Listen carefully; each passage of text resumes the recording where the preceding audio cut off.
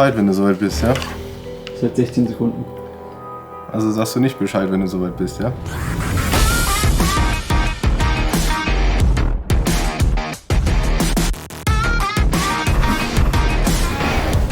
Ja, dann herzlich willkommen, Mädels. Herzlich willkommen zum nächsten Review. Also für alle, die sich für die Knarre selbst interessieren, ne, hier zugucken und danach weiter gucken. Also wie ihr seht und wie ihr es auch schon im Titel wahrscheinlich gelesen habt, es geht hier heute um die Schwabenarms bzw. ICS Europasport. Also es ist ein Schwabenarms Lizenzmodell, Hersteller ist ICS. Und vielleicht werden es manche auch schon erkennen, manche Gamer, Warte. Computerspieler. Ja stimmt, das hier erstmal weg. Und das hier auch. Manche werden es vielleicht schon erkennen, das ist die Grau von Call of Duty. Also ein bisschen anders, weil es halt das Schwarmarms-Modell ist, hat man hier vorne ein bisschen etwas anderen Handguard. Die Handguards und beziehungsweise Varianten, die es jetzt so bei Call of Duty zum Beispiel gibt, die haben wir hier jetzt nicht hundertprozentig. Es ist möglich, zum Beispiel das hintere Teil hier abzunehmen.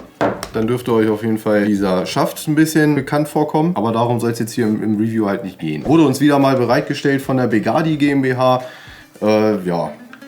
Nee, das war doof. Ich versuche es mal ein bisschen anders zu formulieren, okay? Ich nehme den Take. So. Nein. Doch, natürlich. Ach, das sind doch alles coole Jungs da. Wurde uns zur Verfügung gestellt von der Begadi GmbH. Danke. Ja, das Community, alles möglich. Ich weiß halt immer nicht, wie man da Danke sagen soll. Weil das einfach so cool ist, weißt du? So. Gerettet.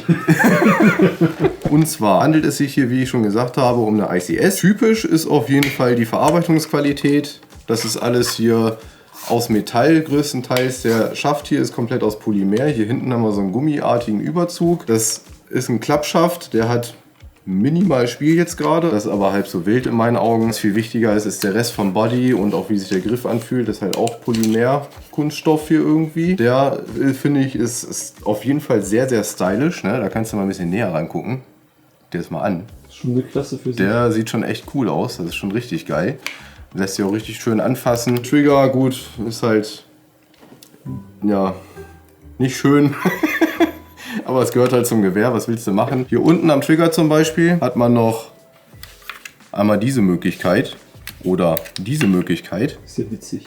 Wofür denn das? Das fühlt sich etwas merkwürdig an im ersten Moment, wenn man hier so dran packt und aus Versehen dagegen kommt und das biegt sich so zur Seite weg. Man kennt es nicht, weil man nur M4s oder so kennt. Das soll angeblich dafür sein, ist extra so konstruiert worden, damit man den zur Seite machen kann und mit dem Handschuh hier besser hinkommt. Aber dafür finde ich den Rest total geil. Ne? So ein leicht gräulicher, also dunkelgrauer Body, zusammen mit der schwarzen Top-Rail hier oben und diesen komplett mit Riss behafteten, fetten, langen Handguard. Ne? Dieses Gewehr fühlt sich einfach nur krank an, wenn man das anlegt. Das fühlt sich an und sieht aus, finde ich, wie der Boss. Weiß nicht, da kann irgendwie keine M4 mithalten, habe ich das Gefühl. Was noch zu erwähnen ist, hier vorne der Flash-Hider. Der hat hier wieder die 2 Rillen. Das heißt, da kann man einen ganz normalen QD-Silencer draufstecken. Die meisten werden da passen. Der ist dann angeschraubt mit einem 14 mm Negativgewinde. Hier guckt auch schon so ein bisschen der Innenlauf raus, da kommen wir später zu. Und hier sind noch 2 Gummi-Ohrringe, die das Ganze dann schön festhalten. Und vor allem auch, wenn man jetzt einen Schalldämpfer montiert, dann so dran drehen lässt, dass der vernünftig gerade steht. Das ist jetzt keine Split-Gearbox, wie man es vielleicht von den meisten ICS M4-Modellen kennt oder auch von der PDW 9, die hier gerade nicht hängt. Das heißt, hier ist kein Wackeln. Das einzige Wackeln, was ihr jetzt vielleicht hören könnt durch das gute Mikrofon, ist vom Magazin. Das wackelt so ein bisschen hin und her. Und beim Magazin sind wir auch schon beim nächsten Thema. Magazin einlegen. Ne? Wir haben hier teilweise Wetten abgeschlossen, wer es schafft, das Magazin beim ersten Mal einzulegen, weil das ist nämlich gar nicht so einfach. Das wird eingelegt eigentlich wie bei einer AK. Das heißt, erst vorne, können wir gleich mal zeigen, hier vorne ist halt dieser Balken und hinter diesem Balken muss halt das Magazin hier eingehakt werden. Also im Prinzip einfach so und drin. Ja, Oh. Ich habe es jetzt zwar geschafft, aber ich habe es auch die ganze Zeit schon geübt, muss ich zugeben. Ich wollte mir nicht ganz zum Nappel machen. Ein Midcap und ein Highcap ist dabei. Midcaps und so ist alles auch käuflich zu erwerben bei Begadi. Und die, sogar auf Lager? Sogar auf Lager, ja, tatsächlich. Die Midcaps haben dann auch so einen Follower hier, um auch wirklich die letzte BB irgendwie rauszudrücken. Da ist halt das Problem, wenn du jetzt ein leeres Magazin einlegen willst, musst du aufpassen, dass der Follower nicht draußen ist, sonst verhakt sich das hier. Ne? Ihr seht's. Das geht dann schlecht. Aber wer will das schon? Normalerweise steckt man ja voll nach. Ne? Das nehmen wir mal weg, damit ich euch nochmal zeigen kann, dass hier wirklich null Spiel drin ist. Ich drück echt dolle, ne? Da wackelt gar nichts. Das ist total geil. Das nächste, was richtig geil ist und wo auch null Spiel ist und was auch nicht wackelt, ist der Charging-Handle. Nach hinten gezogen, klar, Haken hier und da ein bisschen. Sind das Gummilippen? Nix Dolles, hier sind Gummilippen, genau. Alter. Ne, als sag mal, Dust-Cover sozusagen. Funktionierender Bolt-Catch, das heißt, ihr könnt das akkurat hier an dem fetten Hebel richtig schön nach hinten ziehen und hier dann an der Rotary Hop-Up-Unit das Hop-Up einstellen. Und auf der anderen Seite einmal den Hebel, den hier, einmal runterziehen. Der geht ein bisschen schwer, aber dann schnellt das Ding halt richtig satt nach vorne. Stehe ich voll drauf. Und also das Einzige, wo ihr aufpassen müsst, ist, dass ihr beim nach hinten ziehen den Hebel nicht so großartig nach unten drückt, sondern mehr so nach oben zieht. Weil wenn ihr den nach unten drückt, dann verhakt er sich gerne hier in dem Bereich an dieser Ecke da vorne. So, und wenn du den nach oben ziehst, dann ziehst du ihn halt ganz locker nach hinten weg. Ne? Jawohl. Das ist das einzige Manko dabei. Aber ich sag mal, wenn einen das wirklich extrem stört, dann kann man hier die Ecke tatsächlich sogar noch ein bisschen rund feilen oder schleifen in irgendeiner Art und Weise. Und dann dürfte selbst das nicht mehr passieren. Gut, ansonsten nochmal hier, wie gesagt, noch so ein Klappschaft, der hier vorne einmal einrasten kann. Siehst du da? Ne? Jawohl.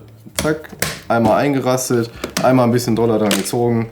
Fertig. Dadurch, dass das diese lange Version ist, mit dieser übelst langen Top-Rail und allem drum und dran, wurde hier hinten natürlich auf das Trommelvisier verzichtet. Dennoch habt ihr hier vorne am Handguard noch, wie heißt das? Korn. Ja, ist ja trotzdem Korn, ne? Oder das Frontside. Vor allem, wie er da sitzt. Oder das Frontside. Das lässt sich dann hier auch über einen Imbus tatsächlich noch nach links und rechts verstellen. Ist zwar jetzt relativ nutzlos ohne die Visierung da hinten, aber ich denke mal, wenn man so einen fetten, geilen Aufbau hat, möchte man hier sowieso etwas anderes draufschrauben. So, dann würde ich sagen, zeige ich euch jetzt erstmal, wie man den Akku einlegt, und das verbinden wir dann direkt mit einem Chronotest, weil eigentlich soll laut Beschreibung das Ding ausgeliefert werden mit 1,5 Joule. Laut Begadi Chronoprotokoll wurde es aber mit 2 Joule ausgeliefert und das werden wir jetzt erstmal überprüfen. So, zum Öffnen des Handguards bzw. zum Akku einlegen müsst ihr einfach eigentlich nur einmal links und rechts. Was macht der denn da draußen? Hört man das? Die ganze Zeit Motoren. Hört man, ne? Ja, das hört man. Der dreht am Rad da hinten. Müsst ihr einfach nur links und rechts vom Handguard diese Schlitzschraube hier einmal um 90 Grad drehen. Ne? Das ist ein Bajonettverschluss, auf der Seite auch. Und schon könnt ihr... Ach nee, so rum war das. Ich habe mich bestens erkundigt. Und schon könnt ihr den oberen Teil vom Handguard nach hinten schieben und nach oben abnehmen. Und hier habt ihr jetzt euer Akkufach. Und natürlich auch gleich die Sicherung von ICS, ne? So typisch Oldschool-mäßig mit Mini-Tamiya-Anschluss. Das Ding gibt es halt schon ein bisschen länger auf dem Markt. Ich finde bloß, jetzt ist es halt wieder bekannt geworden durch Grau, Call of Duty und so weiter. Finde ich, sollte es bekannter werden, weil es ist echt ein schönes Gewehr. Hast du es überhaupt schon mal auf dem Feld gesehen? Also nicht wissentlich. Ich habe schon mal hier und da so ein paar Exoten gesehen, wo ich mir dachte, oh, was ist denn das für ein cooles Gewehr, wo ich nicht wusste, was es ist. Wenn ihr jetzt dann den unteren Teil noch abnehmen wollt, müsst ihr eigentlich nur noch, das zeige ich euch jetzt nur, das mache ich nicht, müsst ihr eigentlich nur noch hier einmal diese Schraube lösen und hier vorne dann wieder mit einem Schlitzschraubendreher, hier ist eine Imbus, da ist Schlitz, und dann könnt ihr den unteren Teil auch so abziehen. Machen wir aber nicht, weil wir es nicht brauchen. Und wir sind hier nicht beim Reaper, wir zeigen euch nicht jedes kleinste Detail, weil das unnötig ist für die meisten. Ne? Richtig? Richtig. Richtig. So, wir nehmen jetzt hier ganz entspannt einfach so einen fetten GSG-Akku, 1450 mAh, 11 1er. Hier ist halt... Eine Waffe ohne MOSFET und so. Hier ist halt nur Standard-Switch-Unit drin, kein MOSFET. Ein ICS 3000 Motor ist verbaut, Medium-Type, also was ganz Spezielles, gibt es ganz, ganz selten. Zusammenstecken, Mini-Tamiya halt, wie gesagt. Jetzt müsst ihr das hier natürlich schön oben drauflegen. Und vielleicht sogar am besten, weil ihr seht hier so eine kleine Kante hier drin, die da und die da. Vielleicht den Akku da so reinfallen lassen, weißt du? Siehst du, jetzt passt es nämlich. Weil sonst kann sein, dass halt Akku oder Kabel oder sowas dazwischen gequetscht wird irgendwie. Jetzt wieder einfach nach vorne schieben und jetzt sitzt das Ding. Semi-only natürlich. Ja. So an sich, finde ich, hört sich das schon ganz schön satt an. Ne? Das ist halt jetzt mit dem 11.1er Lipo. Lange wird das so nicht hinhauen. Ne? Aber es hört sich schon mal, man kann schon erahnen, wie es sein könnte, wenn man jetzt hier einfach nur ein MOSFET reinmacht oder so. So, wir haben es jetzt mal eben eingeschossen im Dunkeln mit Tracern, mit 0,3er BBs, ne, das Hop-Up eingeschossen, also das Schussergebnis. Ohne Scheiß, für ein Stockgewehr richtig gut. Kann man nicht anders sagen. Wir lassen das jetzt mal so im Raum stehen. Wir machen ja keine richtigen Schusstests, ja, wie ihr alle wisst. Und jetzt müssen wir hier allerdings mal eben ein bisschen improvisieren und am Streaming-Setup kronen. Das machen wir mit 20er BBs. Ja, ab dafür. Au, ich habe ein Stück abgekriegt.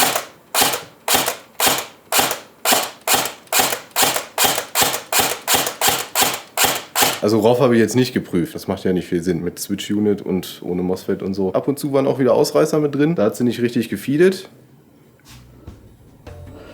Ich weiß nicht, woran es liegt. Hannes fällt gleich zusammen. Wir gehen wieder darüber erstmal. Ja, das Chrono-Ergebnis kann ich mir folgendermaßen erklären. Und zwar denke ich mal, dass Bugatti da 2 Joule zum Beispiel gemessen hat beim Ausliefern, weil da das Hop-Up nicht drin war. Weil ich musste das Hop-Up jetzt für die 30er BBs zum Einschießen doch schon relativ weit reindrehen. Und ich denke mal, dass das jetzt die 20er BBs beim Chron so weit abgebremst hat, dass wir da auf 1,5 bis 1,6 Joule gekommen sind. Wo die Feeding-Probleme herkommen, ist eine andere Frage. Hatten wir beim Einschießen auch. Wir können halt keinen Dauertest jetzt sagen. Aber ich glaube, das muss ich erst einschießen. Ich glaube tatsächlich, das liegt am Gummi. So, nichtsdestotrotz haben wir jetzt den Blue Link hier angeklemmt und liefern euch wieder Daten zum Stockgewehr.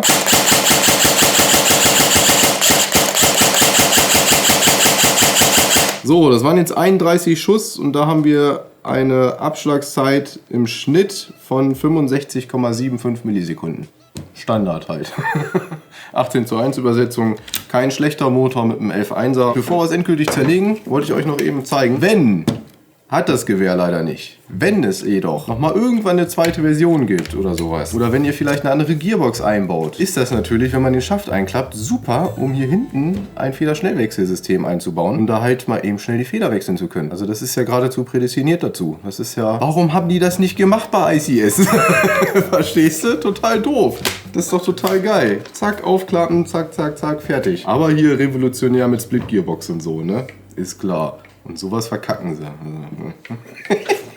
Nein, ist ja nicht so. Dafür haben sie hier wieder mitgedacht beim Zerlegen. Man kann relativ schnell Upper und Lower Receiver trennen. Und zwar folgendermaßen. Erstmal müsst ihr hier vorne die beiden kleinen Stecker auseinanderziehen. Die Bugatti-Matte, das geht ja gar nicht hier. Ja, die ist noch belegt da komplett. Ich habe jetzt keine andere. Musstest du es ansprechen, du Sack? Ja, weil Batz. schwarze Waffe auf schwarzen Tisch, das geht ja gar nicht. Doch, das geht. Das wird sowieso nicht lang dauern mit Zerlegen. Pass auf. So, jetzt einmal den Pin hier raus, ja. Einmal durchdrücken. Und dann habt ihr hier oben so einen kleinen Knopf. Da steht sogar ICS drauf. Den einmal drücken. Und dann. Zack. Hallo? Easy peasy, Junge. Und dann kannst du hier nämlich schon schön den. Scheiße, warte. Hör auf jetzt. Einmal schnell und professionell machen. Und dann kann man jetzt hier schön den Standard Inlauf in einer 458 mm Länge rausziehen. Standard sage ich, weil das so ein typischer ICS-Lauf ist. Was grinst denn du so doof? Du bist doch jetzt nicht wirklich so naiv und glaubst, dass ich das so drin lasse. Doch. Manchmal bin ich so. Ich denke immer noch an das Gute im Menschen. 6,04 mm, ne? Ich mag die. Demnach auch ein Standard ICS Hop-Up-Gummi drin, denke ich mal. Wir ziehen das hier gleich mal schnell ab. Ja, hier alles schön schmatzig. Ganz stinknormales Standard ICS-Gummi. Stinknormaler Tensioner ist hier drin. Ich denke mal, wenn man hier dann einen Omega-Tensioner verwendet mit einem Maple Leaf Gummi, sollte das schon ein ziemlich krasses und konstantes Schussergebnis bringen. Das ist aufgebaut wie bei einer M4. Leider, so wie es aussieht, ja, direkt ins Plastik geschraubt vom Griff. Ist jetzt nicht unbedingt geil. Beim Festziehen dann aufpassen, dass die nicht zu fest nicht zu dolle angezogen werden. Stecker ab. Motor raus. Und nun kann der Griff abgeschraubt werden mit 2 Kreuzschlitzschrauben. Ja, es ist halt ein Exot. Bei einem Exoten werden halt auch mal andere Sachen verbaut, ne? So einige andere Dinge. Wie zum Beispiel Medium-Type-Motor. Hattest du schon mal ein Gewehr, Hannes, irgendwie mit Medium-Type? Nein. Nö. Schon mal gesehen irgendwo? Nein. Nö. Siehst du? Den schafft erstmal ab. Das ist einmal auf der linken Seite hier eine Schlitzschraube und auf der rechten Seite eine Schlitzschraube. Und dann kann das Ganze abgenommen werden. Ihr könnt nicht erst den Schaft abnehmen, weil hier nochmal diese Nase ist, die hinter den Griff greift. Ich meine, dann können wir... Warte mal, ich muss mir den Aufbau eben angucken. Ich zerlege die nämlich nicht vorher. Ich mache das hier immer alles so direkt mit euch zusammen sozusagen. Es soll ja Reviewer geben, die sich das immer erstmal ganz genau angucken und alles 1000-mal zerlegen, ne? Und dann wieder zusammenbauen und dann fürs Review erst wieder zerlegen. Wie jetzt? Die machen sich die Mühe, um ihren Zuschauern guten Content zu liefern? Ja. Durchdachten Content? Ja. Völlig doof, oder? So, auf jeden Fall müsst ihr jetzt hier von den Fire Selectern hier unten die Madenschrauben lösen. 1,5 mm Imbus. Also ich habe inzwischen bei mir so die Erfahrung gemacht, ich drehe die lieber ganz raus und lege sie mir gut zur Seite, weil bei Madenschrauben weiß ich nie so genau, wie viel Gewinde noch da ist. Also ich habe immer Angst, wenn ich die Teile mit Madenschraube zur Seite lege, dass die Madenschraube dann rausfällt irgendwie und dass ich die dann verliere. Deswegen drehe ich sie immer lieber ganz raus. Hier kommt dann diese Feder zum Vorschein. So, die einmal raus. Und da drin liegt noch eine Kugel. Ja, nee, ist keine Kugel bei ICS, ist dieser Stift hier. Finde ich ein bisschen besser, ist nämlich ein bisschen größer. Das beides muss zur Seite. Das sorgt dann dafür, dass dieses schöne Klicken entsteht, ne, wenn man den Feuerwehrhebel betätigt. Das Ganze beidseitig natürlich. Ja, nochmal abgezogen. Hier ist allerdings keine Feder und keine Kugel. Und jetzt mit einem kleinen Kreuzschlitz, 3,5 mm, können wir dann den Rest vom Hebelaufbau abschrauben. Das passt auch, merkt euch einfach nur, wie eine Seite aufgebaut ist. Das passt eigentlich alles dann nur einmal beim wieder zusammenbauen. Und nun müssten wir eigentlich die Gearbox hier rausziehen können. Jo. Jo. Was ein Haufen. Sag ich dir, du. Jawohl, das ist abgebrochen. Was? Jo. Von wo? Was? Das ist abgebrochen, zeige ich dir gleich. Weil ihr müsst natürlich, das habe ich jetzt natürlich verballert, ihr müsst hier vorher noch diese ganz kleinen Kreuzschlitzschrauben von der Kabelführung abmachen. Weil hier ist eine extra Kabelführung, damit die Kabel nicht eventuell in den Magazinschacht gelangen können oder vielleicht bei der Hop-Up-Unit im Weg sind. Stimmt, bei der Kabeldurchführung ist dir auch noch ein kleines Manko aufgefallen. Ja, die Kabeldurchführung müsste links sein, weil ihr müsst dann diese kleinen Stecker, müsst ihr dann auf der rechten Seite durch den Upper Receiver schieben, in den Handguard rein. Und auf der rechten Seite ist das Loch halt so ganz klein, da passt so ein Steckerchen hier gerade so durch. Und auf der linken Seite hast du da so ein Riesenloch und kannst die einfach so reinschieben. Aber hier im Lower Receiver wird das Ganze auf der rechten Seite lang geführt. Total doof. Und hier lacht uns schon eine V3 Gearbox an. Keine Split, nix, einfach nur eine stinknormale V3 Gearbox, die halt anstelle eines Motorkäfigs, so wie man es von AK-Modellen kennt, nur ein, ich sag mal, Motoradapter. Ein Adapter, wo dann hier der Griff reingeschraubt werden kann und wodurch dann halt auch der Motor noch so ein bisschen geführt wird. Und dafür ist dann halt auch der Medium-Type-Motor dabei. Jetzt mal zu dem Teil, was mir hier abgebrochen ist. Jo. Das ist ja toll. Also wir haben ja hier den Mechanismus für den Mac-Release. Genau, ne? Und das ganze Ding, ihr seht ja da hinten noch die zwei Schrauben. Wenn man das jetzt abschrauben würde, dann könnte man den Mac-Release und den Trigger Guard alles komplett irgendwie entnehmen. Und dieses Teil, was da abgebrochen ist, Ja. so, und das ist eigentlich so damit dran geschraubt. Sieht man's? Ja. So, und ich denke mal, das dient als Anschlag für den Mac-Release. Also ich möchte mal behaupten, ich weiß nicht warum, aber ich könnte mir vorstellen, dass das vielleicht daher kommt, dass wir den Mac-Release einmal zu doll gedrückt haben und dass deswegen eventuell das Plastikteil hier abgebrochen ist. Ja, was soll ich denn sagen? Ist halt doof irgendwie, ne? Aber hilft halt nichts. Ist schon doof, ne? Wenn das auf einmal so passiert. So, dann wollen wir das Ding mal zerlegen. Da ist wirklich alles mögliche Standard drin. Ui. Alter. Ich glaube, das ist verbesserungsbedürftig. Ja. Du hörst es, ne? Ich hör's. Ja, also Schimmung sehr, sehr, sehr, sehr locker. Oh. Ringsrum die ganzen Schrauben raus. Jetzt müssen wir natürlich bedenken, dass da kein Federschnellwechsel dran ist. Das heißt, da ist jetzt volle Spannung auf der Feder noch mit. Das fliegt mir dann ganz gerne mal um die Ohren hier. So. Oh, schade. Oh, ja. So, da haben wir es. Kunststoff Spring Guide, nur mit einer Metallscheibe hier drauf. Kein Kugellager, nix. Nozzle ohne Abdichtung in einer 22,3 mm Länge. Pisten. Schwarze Karotte. Ja, mit dem letzten Zahn nur als Stahlzahn. Pistenhead, auch komplett standardmäßig, hat man auch gehört. Jo, also auf jeden Fall der Pistenhead mit Kugellager. Hallo. Hannes, ist schön mal wieder mit dir hier zu sitzen. Lange her. Ja, sonst haben wir ja fast immer nur WhatsApp-Kontakt und so. Voller Zylinder. Ja, Abdichtung ist aber einigermaßen okay. Ohne Nozzle. Ja, das Nozzle wird nicht gut abdichten.